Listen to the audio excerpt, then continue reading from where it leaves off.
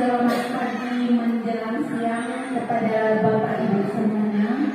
Sebelumnya marilah kita panjatkan puji dan syukur kehadirat Tuhan Yang Maha Esa, di mana pada hari ini telah diberikan kesehatan kesempatan kepada kita sehingga kita dapat berkumpul di tempat yang berbahagia ini. Salawat beriring salam, marilah sama-sama kita sanjung-sanjungkan kepada Nabi besar Muhammad SAW yang telah membawa kita dari alam kebodohan kepada alam yang berilmu pengetahuan seperti yang kita rasakan sekarang ini. Baiklah, sama-sama saya ucapkan selamat datang kepada Ibu Kepala Sekolah, narasumber kita, peserta CGP Angkatan 9, dan kepada Bapak Ibu sekalian yang sudah berhadir di tempat yang berbahagia ini. Adapun acara kita pada hari ini adalah diseminasi berbagi praktik baik tentang budaya positif CGP Angkatan 9. Pada kesempatan kali ini saya sebagai moderator tidak akan memperpanjang lagi mukadimahnya, dan saya persilakan kepada Ibu Kepala Sekolah SD Negeri 27 Pisangan untuk menyampaikan sepatah dua kata dan akan membuka acara pada hari ini. Kepada Ibu Kepala Sekolah dipersilakan dengan segala hormat.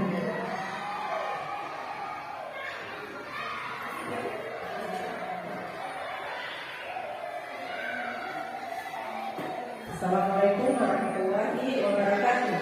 Waalaikumsalam warahmatullahi wabarakatuh. Alhamdulillah, puji syukur pada Allah, salawat dan salam kepada Rasulullah. Terima kasih Bapak Ibu yang telah berhadir memenuhi undangan kami hari ini untuk mengikuti acara diseminasi budaya positif yang akan disampaikan nanti oleh ibu-ibu calon penggerak angkatan 9 yang ada di sekolah kita. Jadi, sedikit tentang budaya positif. Budaya positif itu bahasa simpelnya yang bisa kita pahami itu adalah hal-hal baik itu berupa sikap, kebiasaan atau apapun itu yang berupa hal-hal baik yang bisa kita terapkan di sekolah. Mungkin awalnya tidak langsung ke budaya. Awalnya bisa jadi dimulai dari agak sedikit ada pemaksaan secara halus. Ya, berlanjut menjadi kebiasaan, kemudian baru dia menjadi budaya. Nah, untuk menciptakan budaya positif ini di sekolah, ini adalah tugas kita bersama. Kenapa budaya positif ini harus didiseminasikan, harus disampaikan kepada Bapak Ibu semua? Karena ini adalah tugas dan tanggung jawab kita bersama, bukan hanya tugas dan tanggung jawab ibu-ibu calon ibu penggerak. Karena ini adalah tugas kita bersama, harus kita laksanakan bersama, makanya kegiatan ini harus didiseminasikan. Jadi nanti akan dipaparkan oleh Bu Nono dan Bu Nazmi selaku calon pembuka angkatan 9 di UPTD SD 27 Pisangan. Nanti ada beberapa budaya positif yang akan diterapkan oleh mereka sebagai CGP. Jadi nanti kita selaku komunitas belajar UPTD SD 27 Pisangan semuanya akan ikut berpartisipasi aktif dalam menjalankan, dalam menerapkan, dalam membudayakan hal-hal positif tersebut. Bapak Ibu sepakat untuk bekerjasama semuanya? Baik, terima kasih untuk ini kegiatan diseminasi budaya positif calon guru penggerak angkatan 9 UPTD SD Negeri 27 Pisangan dengan resmi saya nyatakan dibuka. Terima kasih perhatiannya. Selanjutnya akan disampaikan oleh Bu Nazmi dan Bu Nono. Saya mohon untuk mendapat. Assalamualaikum warahmatullahi wabarakatuh.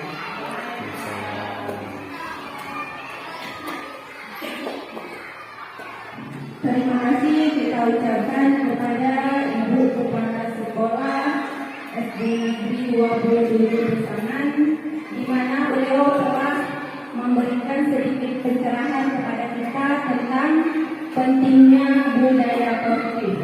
Sebenarnya budaya positif itu sudah ada sejak kita mulai sekolah di sini, bahkan sebelum kita mengajar di sini. Cuma mungkin belum ada namanya. Yang dulunya dikatakan dengan kebiasaan yang kita lakukan tetapi tidak berkelanjutan, yang sekarang telah dinamakan dengan budaya positif. Baiklah, selanjutnya kita akan sama-sama mendengarkan paparan dari narasumber kita yang pertama, yaitu calon guru penggerak angkatan 9 Ibu Fadliyati SPD. Kepada Ibu Fadliyati SPD kita persilakan dengan segala hormat.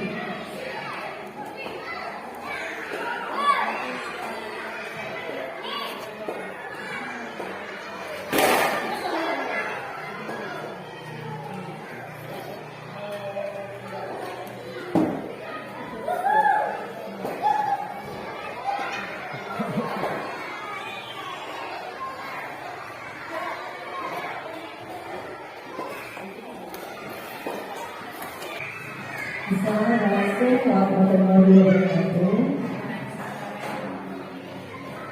Alhamdulillah, wassalatu wassalamu ala asyrofil anbiya'i wal mursalin wa ala alihi washabihi ajma'in. Pertama-tama mari kita panjatkan puji dan syukur kehadirat Allah Subhanahu wa taala yang mana telah memberikan kita kesehatan, keselamatan dan rahmat yang tiada tara sehingga kita dapat berkumpul di ruang ini.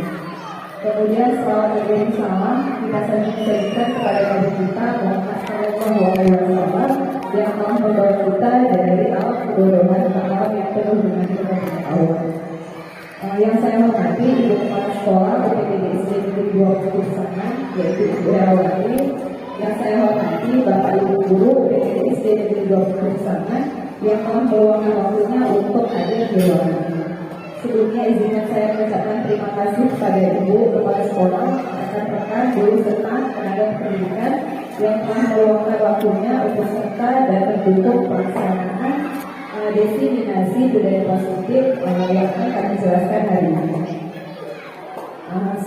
Sekarang saya akan mencoba menjelaskan Bapak Ibu tentang menyebarkan pemahaman dan penerapan pengalaman budaya positif. Konsep inti budaya positif, dia terbagi atas 8, yaitu perubahan paradigma belajar, disiplin positif, nilai-nilai kebajikan, kebutuhan dasar manusia, motivasi perilaku manusia, posisi kontrol guru, keyakinan kelas, dan juga segitiga resolusi. Ini adalah pembelajaran dari modul 1.4 yang telah selesai kami lakukan di LMS Bapak Ibu. Dan kami akan menjelaskan apa saja yang sudah kami pelajari di LMS tersebut dan apa saja penerapan atau apa saja yang sudah kami lakukan di sekolah. Mungkin Bapak Ibu sudah mengetahui apa saja yang kami telah laksanakan atau telah kami buat di sekolah ini tentang budaya positif. Akan tetapi saya akan sedikit menjelaskan apa-apa saja konsep inti dari budaya positif yang kami terapkan dan kami tolong kepada Bapak Ibu atas bantuannya agar kita sama-sama menerapkan konsep inti budaya positif tersebut. Seperti itu Bapak Ibu. Saya akan menjelaskan tentang pembelajaran dengan paradigma baru. Mungkin Bapak Ibu tidak asing dengan profil pada Pancasila. Kebetulan ini adalah tahun kedua kita yang sudah kurikulum merdeka.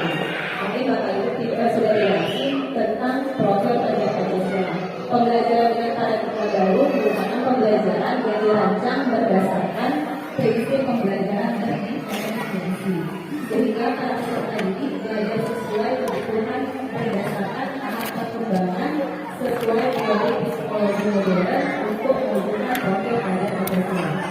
Profil Pancasila itu adalah beriman bertakwa kepada Tuhan Yang Maha Esa dan kebinekaan global, bergotong royong, mandiri, bernalar kritis dan juga kreatif.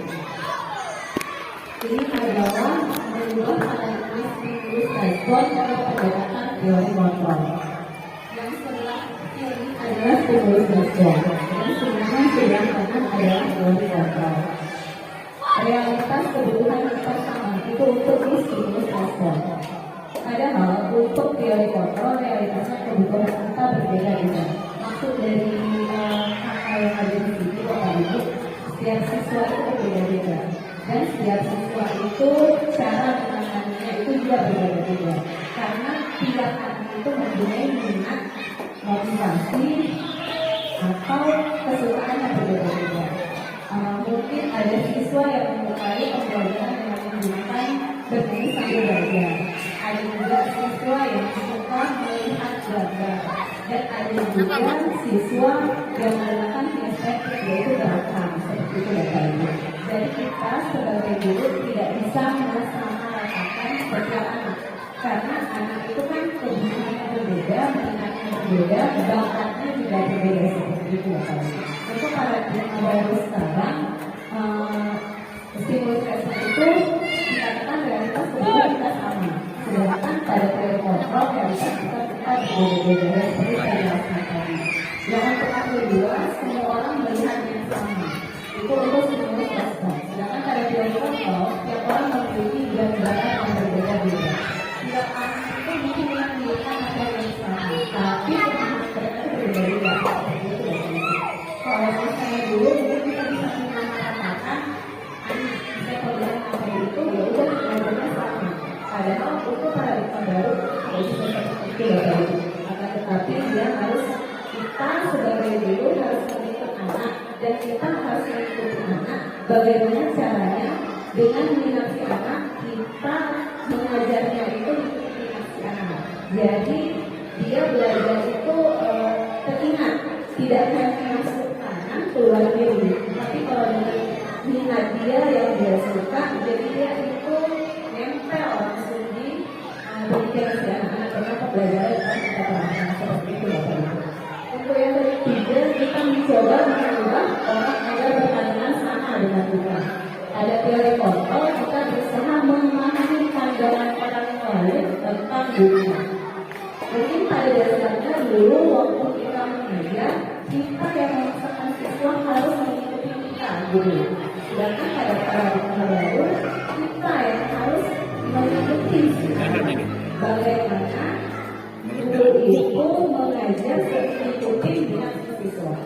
Sebelumnya mungkin ini adalah pertama kalinya mengikuti calon guru bergerak. Alhamdulillah saya dengan kalian mendapatkan itu. Sebelumnya nanti untuk mengetahui minat siswa tidak ada proses. Tapi setelah saya sudah mengikuti calon guru bergerak, sekarang sebelum saya mengajar dan pada tahun baru saya menggunakan asesmen diagnostik. Maksud daripada asesmen diagnostik biar kita mengetahui minat anak itu seperti apa. Jadi kalau kita sudah mengetahui minat anak seperti apa, kita tahu bagaimana cara kita mengajar sesuai asesmen yang sudah kita lakukan sebelumnya. Seperti itu Bapak Ibu. Setelah itu perilaku guru dilihat sebagai suatu kesalahan. Sedangkan pada teori kontrol itu semua perilaku memiliki tujuan. Begitu Bapak Ibu. Kalau saya di sini kan orang lain bukan bisa mengontrol saya, hanya ada yang bisa mengontrol diri Anda. Sebelumnya kalau siswa mungkin kalau untuk kita yang anak, sedangkan seharusnya siswa itu yang bisa mengontrol dirinya sendiri. Kalau kita sudah menemukan anak, bagaimana caranya, bagaimana kita mengarahkan anak tersebut agar dia bisa mengontrol dirinya sendiri, bukan kita yang mengontrol. Seperti itu saya bisa mengontrol orang lain, Anda bisa mengontrol orang lain. Pemaksaan ada pada saat menentukan gagal, kolaborasi dan konsensus menciptakan pilihan-pilihan baru. Untuk itu pemaksaan ada pada tujuan bukan gagal. Sebelumnya kalau kita mengajar Bapak Ibu, kita selalu memaksakan kehendak kita. Berarti kita yang memaksakan bagaimanapun anak itu harus mengikuti kita. Sedangkan untuk paradigma baru, kita ini harus berkolaborasi Bapak Ibu. Kalau dulu mungkin kan sendirian kelas 5 ya udah kelas 5 aja gitu kan. Sedangkan pada zaman baru sekarang guru dituntut untuk berkolaborasi antara kelas lain dan kelas yang lainnya. Kenapa seperti itu? Karena kan pengalaman kita berbeda-beda ya Bapak Ibu ya. Jadi kalau kita saling berkolaborasi, kita sama-sama dari teman kita, teman sejawat kita juga dapat belajar, dan teman sejawat yang lainnya juga dapat belajar. Karena nggak ada guru yang sempurna Bapak Ibu. Kita juga harus saling berkolaborasi, saling berbagi, dan saling bekerja sama seperti itu. Saya akan melanjutkan tentang disiplin positif. Disiplin positif itu berasal dari bahasa Latin disiplina yang artinya belajar. Makna asal dari kata ini berkorelasi dengan disiplin diri dari murid-murid. Disiplin diri membuat orang menggali potensinya menuju sebuah tujuan apa yang dia hargai. Namun dalam budaya kita, kata disiplin telah berubah menjadi sesuatu yang dilakukan seseorang pada orang lain untuk mendapat kepatuhan. Kecenderungan umum adalah menghubungkan kata disiplin dengan ketidaknyamanan, bukan dengan apa yang kita hargai atau pencapaian suatu tujuan mulia. Ini adalah beberapa nilai-nilai kebajikan. Nilai-nilai disepakati bersama, lepas dari suku bangsa, agama, bahasa maupun latar belakang.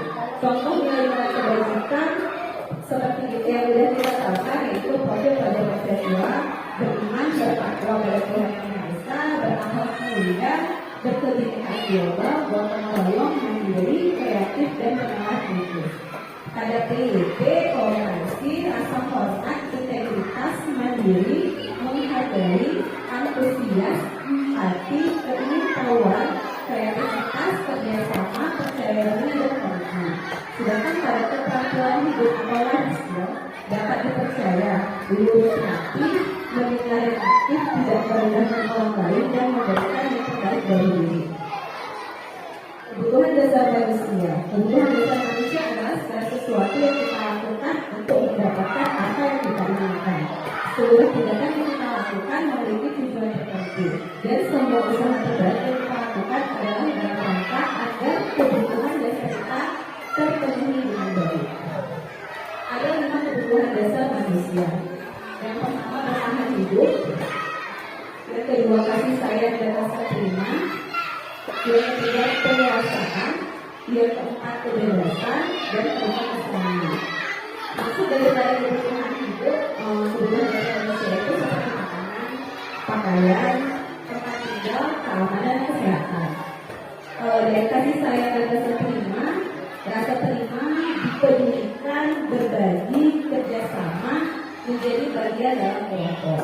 Sedangkan pada penguasaan, harga diri, keinginan untuk dianggap, memimpin, berprestasi, diakui, dan didengar.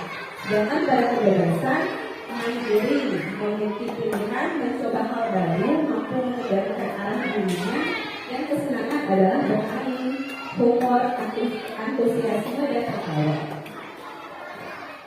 Motivasi perilaku manusia yang pertama untuk menghindari ketidaknyamanan atau hubungan apa yang terjadi apabila saya tidak melakukan. Maksudnya di sini Bu, pasti kalau kita diingatkan mengerjakan sesuatu, seandainya mereka tidak mengerjakan sesuatu itu, ada gak hubungan yang mereka dapatkan? Kira-kira apa yang terjadi?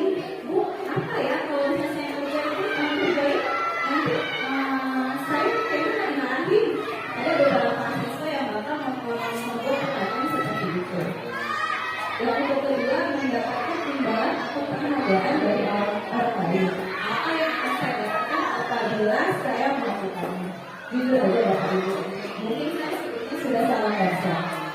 Seharusnya reward itu tidak diperbolehkan. Mungkin sebelumnya kenapa saya selalu menggunakan reward, karena saya belum paham dengan beberapa aplikasi perilaku manusia tersebut. Ternyata reward itu tidak diperbolehkan. Mengapa tidak diperbolehkan? Berarti anak itu ada kecenderungan mengerjakan sesuatu harus mendapatkan sebuah hadiah seperti itu. Misalnya sebelumnya jujur aja saya memang memperlakukan reward tersebut, dan setelah saya sudah mengetahui bahwa itu tidak diperbolehkan, mengapa tidak diperbolehkan? Berarti anak itu belajar ada motivasinya untuk hadiah.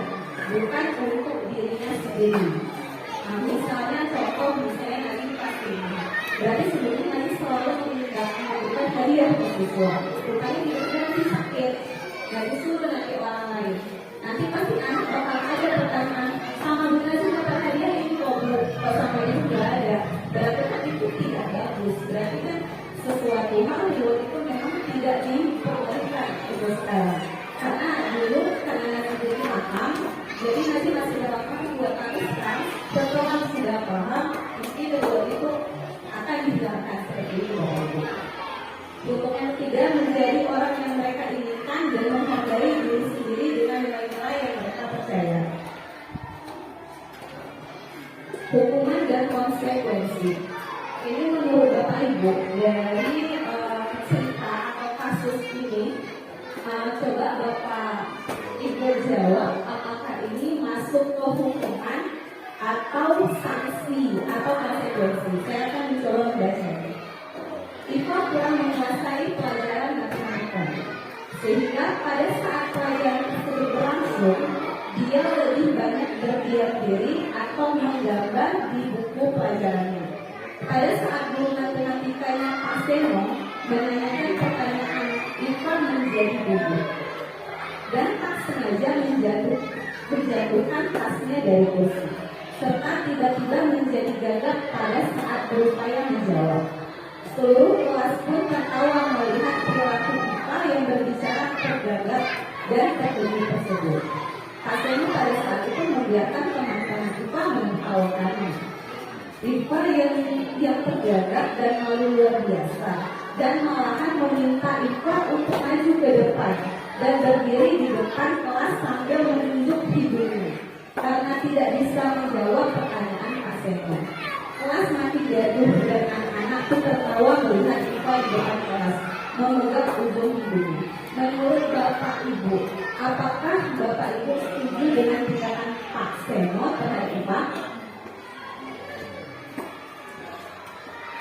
Menurut Bapak Ibu, apakah tindakan Pak Seno ini setuju atau tidak, Bapak Ibu? Tidak. Kenapa, Bapak? Kenapa Ibu? Kenapa tidak setuju? Berarti Iva, pertamanya Iva itu asik menggambar. Setelah menggambar, Pak Seno lihat Iva lebih menggambar. Lalu Pak Seno tiba-tiba bertanya pada Iva, ini jawabannya apa? Karena Iva ini bingung kan gugup jatuh atasnya. Lalu dia mencoba jawab tapi dengan tergagap-gagap. Jadi karena si Iva ini suaranya terbata-bata dan kalau diketawain satu kelas sama kawan-kawannya. Lalu Pak Seno mau diri ke depan. Pak Seno mau diri ke depan, malah dia menunjukkan hidungnya. Itu Pak Seno, Iva kamu nggak ada menjelaskan itu sepertinya kan? Seperti itu dong. Kamu ke depan. Coba kamu tunjuk hidung kamu dengan jari kamu. Menurut Bapak Ibu, apakah tindakan Pak Seno itu benar? Mengapa? Kenapa Bapak Ibu? Kenapa tidak? Bullying. Berarti itu dari tindakan dari bullying. Itu menurut Bapak Ibu masuk ke hukuman atau konsekuensi? Hukuman. Berarti tindakan Pak Seno ini adalah tindakan menghukum. Karena tindakan Pak Seno ini sudah menyakiti hati Iva.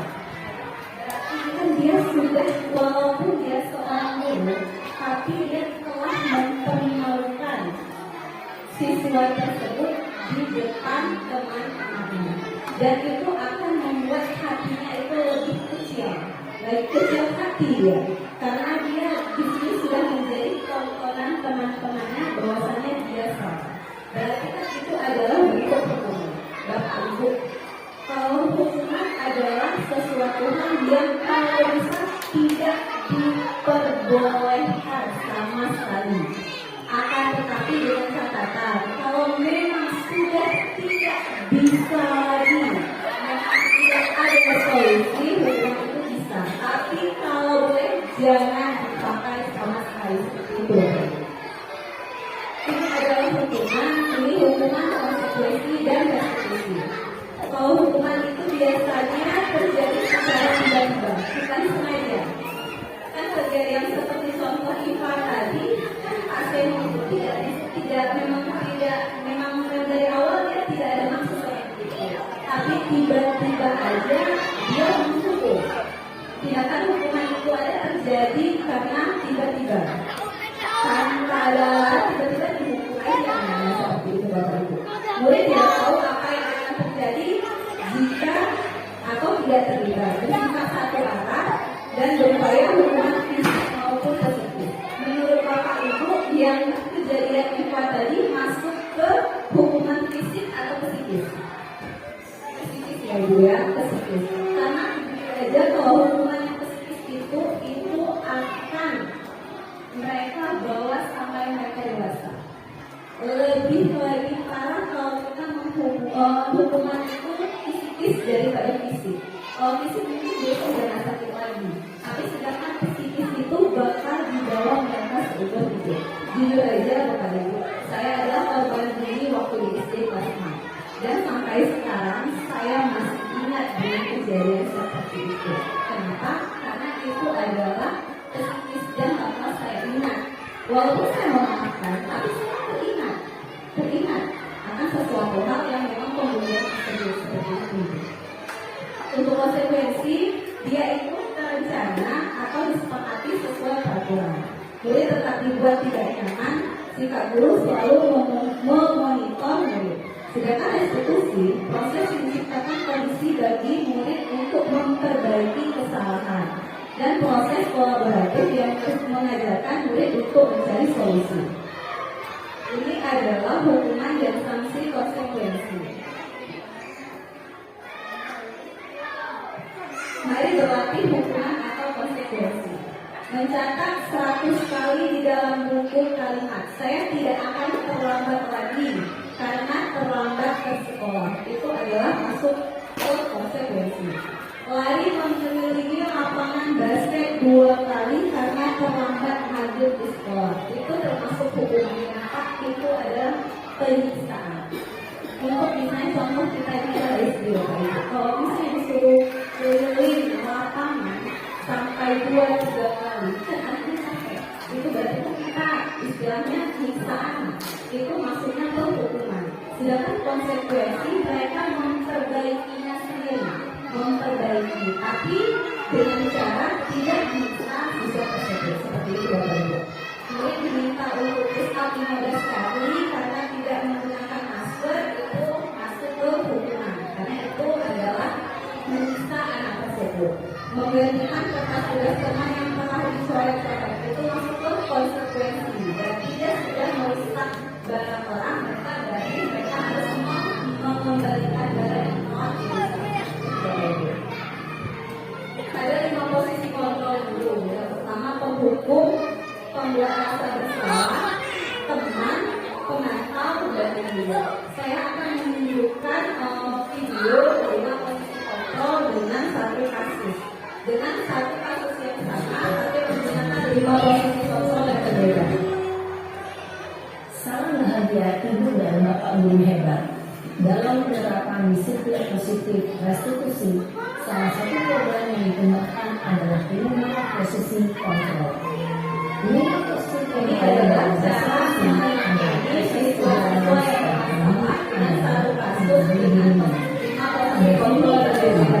Kita akan membahas tentang 5 posisi kontrol yang dikembangkan oleh dosen dan contoh penerapannya.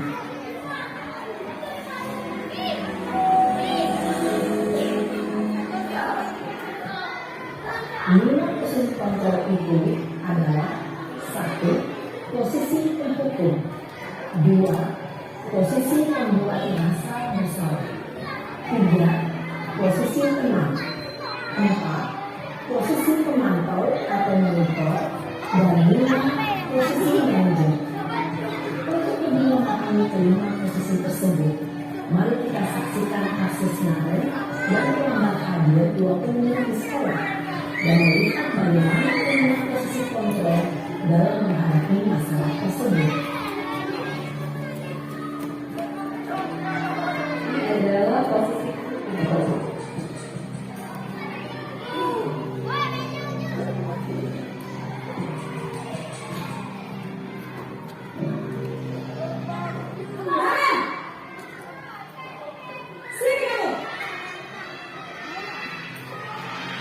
Bu. Selalu terlambat. Kamu deh, pasti terlambat. Maaf Bu, saya Apa? Apa coba? Alasan kamu apa lagi? Kamu siapa yang terlambat? Malah sekali aku jadi anak. saya Dasar pemalas. Jangan kapok sih kamu. Sudah berapa kali terlambat? Sana, kamu keliling lapangan basket 2 kali. kenapa saya harus kehilangan basket Bu? Kenapa?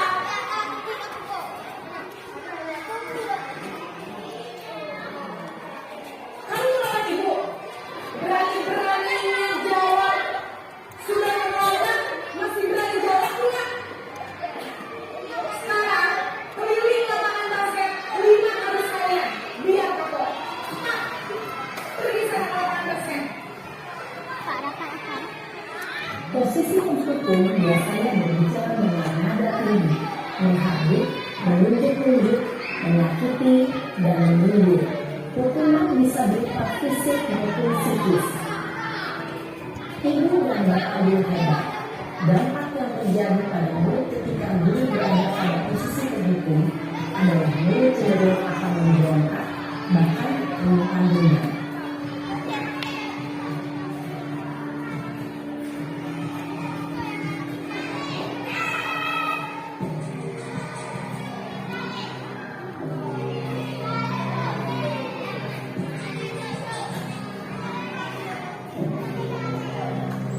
Naren,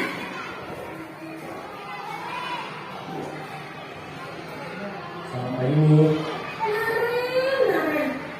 Kamu kenapa terlambat lagi, nak? Ya Tuhan, Naren. Kamu senang ya bikin ibu susah ya? Kalau kamu terlambat lagi, nanti ibu yang ditegur bapak kepala sekolah, nak. Disangka ibu tidak bisa membina kamu. Duh, gimana ini? Maaf Bu, Bagus nih, Naren. Kamu suka ya kalau ibu tegur bapak kepala sekolah? Terus, sekarang ibu harus tulis apa yang di buku absen? Ini kamu sudah sering terlambat loh. Ibu harus apa coba? maaf Bu, maaf sekali. Ya sudah, lain kali jangan bikin ibu susah lagi ya, nak ya. Ibu tidak akan tahu lagi kalau kamu gini terus. Bisa jantungan kalau ibu tegur bapak kepala sekolah. Sana cepat, kelas. Maaf ya Bu, maaf sekali. Posisi pembuat rasa bersalah berbicara dengan nada tenang, cenderung menyebut. Namun kata-kata yang diutarakan membuat murid merasa menjadi orang yang gagal, memandang buruk dirinya sendiri, merasa tidak berharga, dan tidak sanggup membahagiakan orang lain. Ketika guru mengambil posisi pembuat rasa bersalah, murid akan menganggap dirinya yang bersalah dan ia akan menyimpan emosi negatif tersebut di dalam dirinya.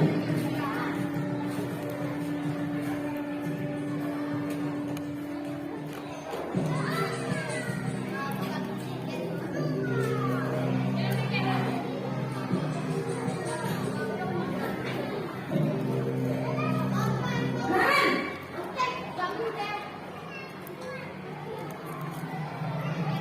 Selamat pagi Bu. sudah jam berapa ini, nak? Terlambat lagi ya, sayang. Iya Bu, habis ibu saya lupa bawakan saya Bu. Kamu malah menyalahkan ibu kamu. Kamu bukan anak yang paling kencang. Kok terlambat sih? Iya Bu, saya memang terlambat bangun tadi. Jadi biarpun saya kencang, tetap dapat senja Bu. Ya sudah sana. Nanti lain kali larinya lebih kencang lagi ya. Biar gak terlambat lagi. Bikin senang ibu. Demi ibu. Bisa kan? Bisa Bu. Ya sudah sana masuk kelas. Ibu beresin urusan absen kamu. Kamu ini ada-ada saja. Dalam posisi tenang, guru berbicara dengan nada suara ramah, akrab, cenderung bersenda guru untuk menjaga suara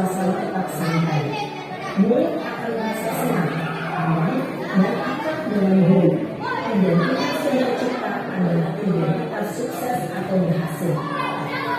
Namun, ingat, karena ini masih dorongan eksternal, maka ada faktor ketergantungan dari murid kepada orang tertentu. Di sini guru aksennya, sehingga di lain waktu murid bisa berperilaku baik, namun hanya pada orang-orang tertentu saja.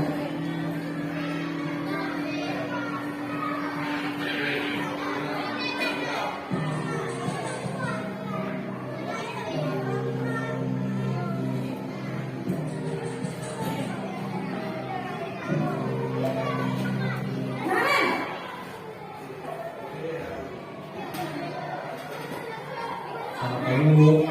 Kemarin, apa peraturan sekolah kita tentang jam berapa kita harus masuk sekolah, Nak? Kita harus di sekolah jam 7 Bu. Iya betul, sekarang sudah jam 7.20. Kemarin sudah tahu konsekuensinya jika lambat hadir. Paham Bu, saya harus tinggal kelas pas jam istirahat selama 20 menit. Iya benar, konsekuensinya demikian. Jadi nanti jam 9.30 pas istirahat, kamu harus tinggal di kelas, kerjakan tugas tambahan untuk ketertinggalan kamu, ya? Baik Bu. Posisi pengampu mengandalkan penghitungan atau data untuk mengontrol murid.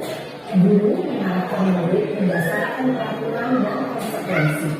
Seorang pemantau menunjukkan bahasa tubuh dan ekspresi wajah yang datar dan cenderung formal.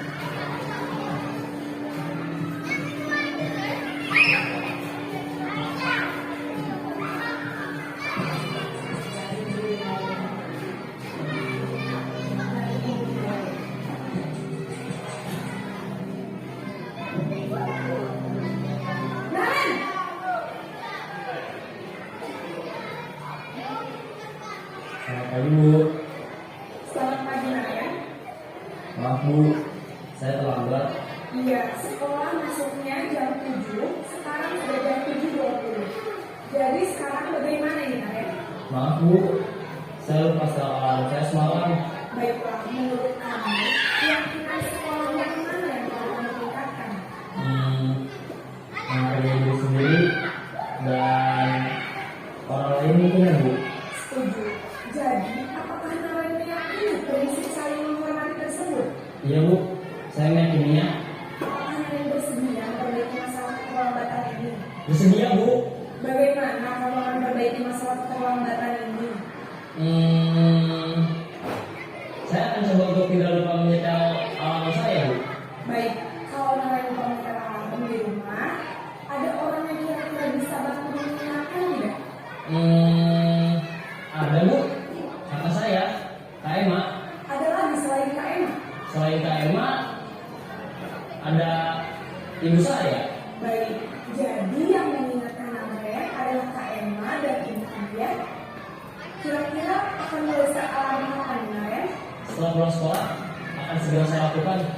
Baik, jadi Naren akan setel alarm untuk bangun besok pagi dan akan diingatkan oleh kakak dan ibu dan Naren, ya. Ada lagi yang mungkin perlu dilakukan, Naren, agar tidak terlambat bangun lagi. Tidak ada Bu. Baik, Naren, terima kasih bersama kamu. Sekarang kamu perlu kembali ke kelas untuk belajar. Baik Bu, terima kasih. Posisi manajer adalah posisi kontrol yang disarankan untuk membimbing murid memiliki sikap disiplin yang positif, yaitu murid yang mandiri, bertanggung jawab, dan dapat memecahkan masalah. Tujuan dari posisi ini adalah agar murid dapat berefleksi atas tindakannya. Guru akan dengan tulus memberikan pertanyaan-pertanyaan bermakna, sehingga membuat murid dapat belajar dari kesalahannya dan mencari sebuah solusi untuk menyelesaikannya. Ibu dan bapak guru hebat, setelah mengamati adegan kelima posisi kontrol tadi, kira-kira posisi mana yang paling ideal? Posisi mana yang dapat menunjang motivasi intrinsik murid? Ya, tentu posisi manajer. Posisi ini memang posisi ideal yang ingin dituju setiap pendidik. Pada posisi inilah, guru dapat menerapkan disiplin positif yang berpihak pada murid, yang memerdekakan murid.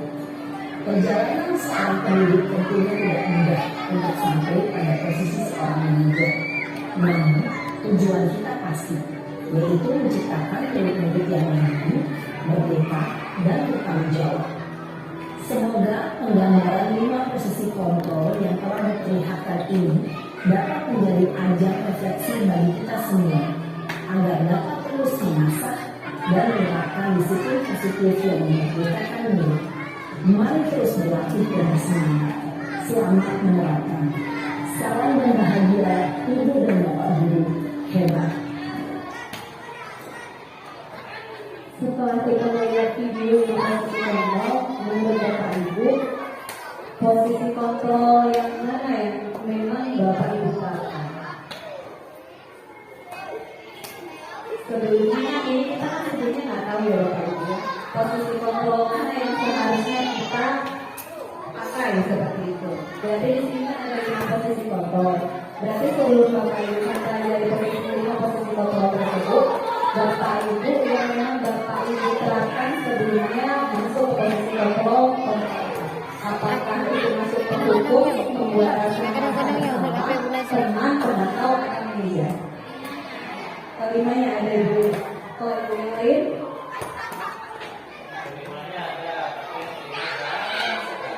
yang kelima jarang sekali Bapak. Kemudian yang lain, hukum. Berarti yang paling sering dilakukan adalah posisi kontrol penghukum. Tiap orang kan menggunakan cara yang berbeda-beda ya Bapak Ibu ya. Karena tiap orang kan ada cara ngajarnya itu berbeda-beda, conditioning style itu berbeda-beda, cara ngajar berbeda-beda. Begitu juga menggunakan posisi kontrol yang berbeda-beda. Kalau nanti sebelumnya sering memakai pembuat rasa bersalah dan benar penghukum agak jarang, memang jarang. Tapi pembuat rasa bersalah dan ingat itu yang selalu yang sering kali masih terapkan. Dan ternyata Bapak Ibu, di antara 5 posisi kontrol ini yang memang diharuskan, yang harus kita pakai yaitu posisi manajer. Kenapa posisi manajer? Karena walaupun dia bersalah, bagaimana cara siswa itu yang salah itu bagaimana mencari solusinya sendiri. Mereka bagaimana cara memperbaikinya sendiri. Kalau kita yang memperbaiki, siswa tersebut akan melakukan kesalahan yang sama. Sedangkan kalau mereka sudah jadi dirinya sendiri dan itu akan terkenal dan itu tidak akan membuat kesalahan.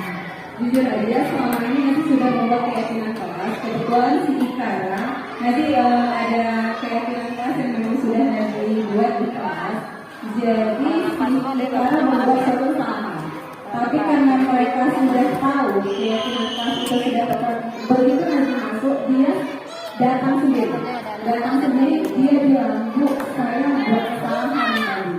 Jadi nggak perlu kita bilang, mereka sudah tahu dan bagaimana mereka cara memperbaikinya, ya dengan menggunakan keyakinan kelas. Karena keyakinan kelas itu disepakati bersama dan kalau mereka mengalah dan mereka memperbaikinya secara sukarela. Seperti itu Bapak Ibu. Saya kecewa sekali dengan kamu.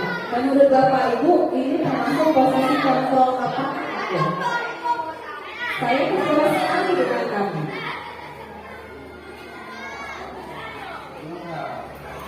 Menurut Bapak Ibu, kata-kata saya kecewa sekali dengan kamu. Itu masih posisi kontrol apakah?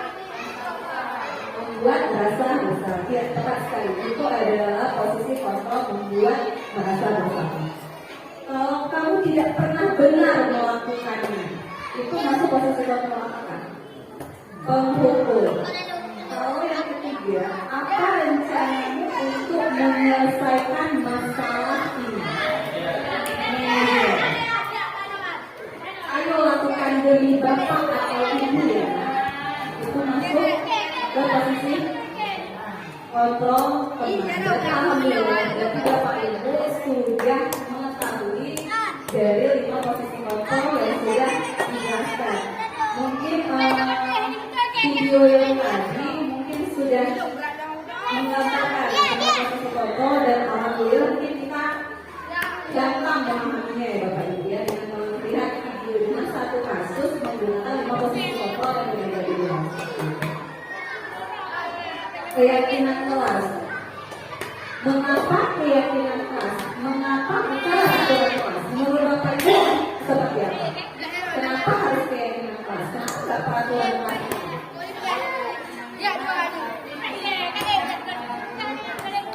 Kalau peraturan, benar sekali Bapak Ibu. Benar. Kalau peraturan itu bisa-bisa saja mereka langgar. Bisa aja mereka melanggar karena mereka tidak meyakininya. Sedangkan keyakinan kelas memang diyakini pada dirinya sendiri, baru dia bisa melaksanakan. Kalau peraturan itu bisa aja kita dalam contoh menggunakan helm. Berarti kan itu peraturan kalau kita menggunakan kendaraan dia harus peraturan pakai helm. Kenapa? Biar selamat kan gitu. Kalau ada kecelakaan, kalau kita menggunakan helm kita bisa selamat. Sedangkan keyakinan kelas itu memang muncul dari dirinya sendiri, bukan kita kesadaran dirinya sendiri. Jadi kalau peraturan kita sudah menetapkan, sedangkan keyakinan mereka yang memang meyakini kalau ini dilanggar, berarti konsekuensi saya itu seperti apa? Mereka bisa sadar sendiri dengan kesalahan mereka dan mereka bisa memperbaikinya. Ini adalah pembentukan keyakinan kelas. Kebetulan ini foto yang memang keyakinan kelas yang sudah dikerjakan di kelas kebetulan. Mungkin sebelumnya nanti di kelas 4 juga sudah kebetulan ada guru penggerak sebelumnya dan nanti sudah belajar dari Ibu Luis selaku guru penggerak dan alhamdulillah masih bisa diterapkan kalau kamu di kelas 5 dan dan mungkin untuk kali ini Nazri mantapkan lagi karena Nazri sudah belajar di RMS seperti ini. Keyakinan kelas ini kita buat atau ini dibuat bersama-sama siswa dan guru. Bukan hanya siswanya saja yang harus mengikuti keyakinan kelas, tapi termasuk gurunya. Kita adalah sebagai contoh kalau kita melanggar keyakinan kelas itu bagaimana cara anak gitu kan untuk meyakini keyakinan kelas, sedangkan gurunya saja tidak bisa menjadi model seperti itu Bapak Ibu. Ini adalah segitiga institusi. Segitiga institusi adalah suatu proses dialog yang dilakukan oleh guru agar dapat menghasilkan murid yang mandiri dan bertanggung jawab.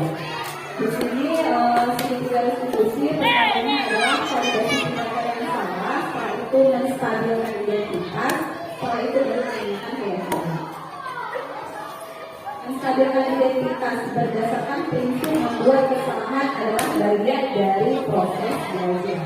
Tidak ada manusia yang sempurna, termasuk kita loh. Kita dulu aja kita membuat suatu kesalahan, apalagi siswa seperti itu. Tapi kita tidak bisa kesalahan yang dilakukan siswa itu kita tidak bisa tidak boleh menangani. Kita bakal kesalahan yang mereka lakukan itu adalah proses dari suatu pembelajaran mereka. Lebih baik. Contohnya seperti anak-anak bayi kan tidak bisa langsung berdiri di Bapak Ibu. Jadi kan mereka itu makan dulu, pakai dulu, jangan baru berlalu. Jadi kita dengan siswa kita. Dan ada siswa yang langsung bisa. Mereka pasti bakal buat suatu kesalahan dan dari kesalahan itu mereka bakal belajar. Ada beberapa kata-kata yang stabilkan identitas kedua orang itu wajar. Tidak ada manusia yang sempurna. Ibu bapak juga pernah melakukan itu. Ibu bapak tidak mau mencari siapa yang salah, tapi ibu bapak ingin mencari solusi dari permasalahan. Kamu berhak merasa begitu. Ini adalah beberapa pertanyaan-pertanyaan untuk menstabilkan identitas. Mungkin di sekolah kita kasus mungkin bukan satu dua Bapak Ibu, ada yang mukul kawan, ada yang mendorong kawan, melangkah kawan, kan ada juga tekanan bercanda dari bercanda menjadi ribut, berantakan, kan seperti itu Bapak Ibu. Ini adalah beberapa pertanyaan-pertanyaan untuk menstabilkan identitas. Kita istilahnya kita mencari solusi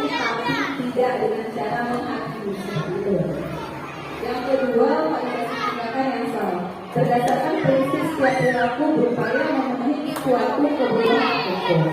Pertanyaan-pertanyaan validasi keyakinan yang salah itu seperti kamu pasti punya alasan kenapa melakukan hal itu.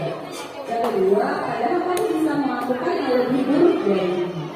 Yang ketiga, kamu takut gagal karena kamu melindungi sesuatu yang penting buatmu. Yang keempat, kamu melakukannya karena mempertahankan sesuatu yang penting bagimu. Untuk yang ketiga, menanyakan keyakinan. Sebelumnya kan di kelas sudah membuat keyakinan kelas.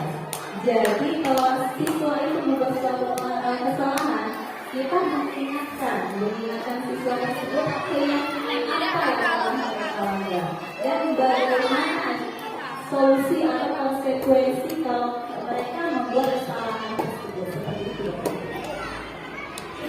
adalah contoh penerapan segitiga restitusi yang memang diterapkan.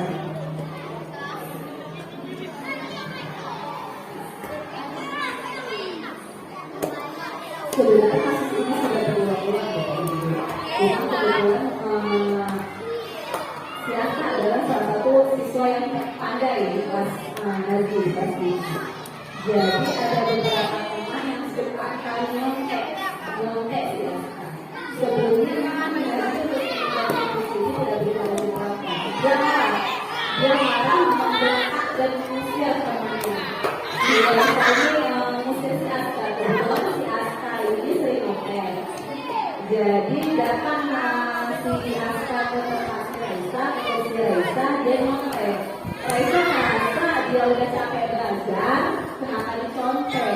Jadi namanya manusia kan kesel, marah. Dimarahin si Aska, dimarahinnya habis itu diusir.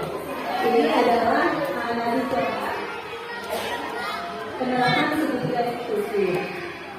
Nazi juga marahin si Aska. Nazi bilang wajar dia malah kalau dia capek belajar, masa dicontek sama Aska gitu kan. Nazi juga lihatnya si Raisa bahwasannya mana si Aska itu adalah suatu tindakan dia mempertahankan dirinya. Saya sudah capek belajar, masa enak kali sekolah yang tinggal contek. Tapi Nazi juga tidak membenarkan juga cara dia yang memarahi Aska, mengusir Aska dan nanti Aska seperti itu. Jadi maksud Nazi di sini Nazi pertama institusi yang diterapkan bahwasanya kalau dia mendapat perlakuan yang sama dari Aska, dia tidak usah memarahi atau menghakimi si Aska tersebut. Dia cukup melaporkan kepada guru wali kelasnya atau guru yang mengajar seperti itu Bapak Ibu. Agar kita menerapkan sikap positif mereka. Berarti mereka yang merasa bahwa suatu kesalahan itu bisa dengan cara yang baik. Tidak hanya dengan cara menghakimi dan mengusir siswanya atau temannya seperti itu Bapak Ibu. Dalam penerapan positif sebenarnya guru memiliki standar kepribadian profesional dan sosial yang baik di mana guru itu mendeteksi dirinya dalam posisi kontrol sana. Bagaimana perjalanan dirinya sebagai manajer yang menuntut murid-muridnya menjadi insan yang mandiri, merdeka dan bertanggung jawab, yaitu standar pendidikan. Bagaimana Bapak Ibu sekolah penjelasan yang sudah paparkan, apakah Bapak Ibu sudah tahu posisi kontrol apa yang memang harus kita terapkan di sekolah kita? Berarti kita sepakat menggunakan posisi kontrol apa? Ini dia. Berarti kita menggunakan posisi manajer.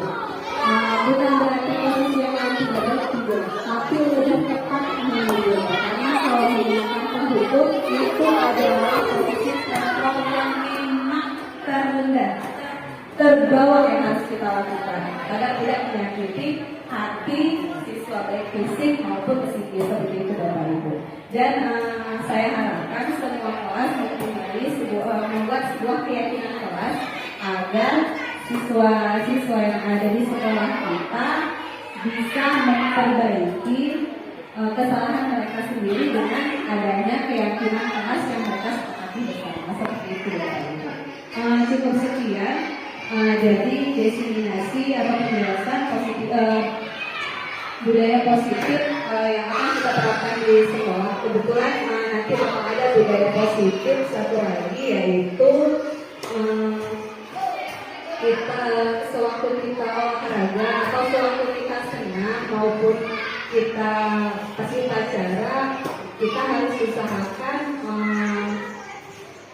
antri dengan tertib. Dan kalau bisa Bapak Ibu, waktu pas siswa datang ke sekolah, budaya antri itu kita coba terapkan. Mungkin budaya antri itu nggak gampang ya Bapak Ibu, nggak langsung bisa kita langsung berjalan. Mungkin itu bersama, mungkin lama, nanti sedikit demi sedikit, insya Allah kalau mungkin selalu kita laksanakan budaya positif yang mengantri itu, insya Allah bakal terlaksana dengan baik seperti itu. Mungkin nggak cepat, mungkin berangsur, memang agak lama bertahap, tapi insya Allah budaya itu nanti di sekolah kita, insya Allah itu bakal terlaksana seperti itu Bapak Ibu. Terima kasih banyak atas waktunya dan terima kasih sudah mendengarkan penjelasan saya masalah diseminasi budaya positif. Apalagi masalah 5 posisi kontrol itu adalah restitusi, itu adalah sesuatu hal yang sangat-sangat penting menurut saya pribadi seperti itu. Saya akhiri, wassalamualaikum warahmatullahi wabarakatuh.